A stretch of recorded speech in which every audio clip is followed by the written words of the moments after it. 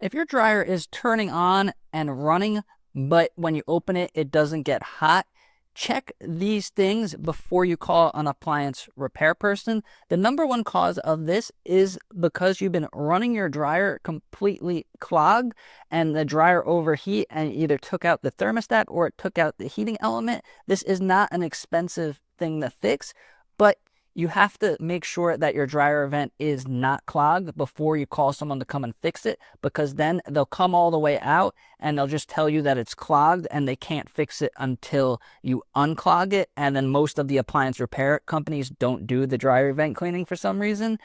And the reason why they're not going to fix your heating element while it's clogged is because if they fix it and it gets nice and hot, but it's clogged, it could be a potential fire hazard. So here is some ways to check if your dryer vent is clogged. Number one is, if you have access to it, check the outside vent. So simply just turn on your dryer and go to where it lets out. If it's on the side of your house, it's going to be a lot easier. And you could put your hand there, and if it's blowing nice and strong, then that means you have another problem and it didn't go out because it was clogged. It could have just broke on its own. Another way to check is if it's on the roof, but only do this if you're comfortable, or hire someone to come clean your dryer vent and make sure it's blowing good on the roof.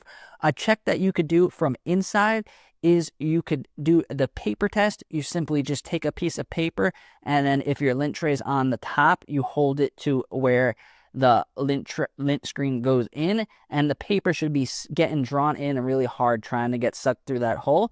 Or if it's on the inside of your dryer, it's a little bit more difficult. You have to turn on the dryer and then use your finger to push in the safety switch so it stays on, and then you could test it with the paper in there.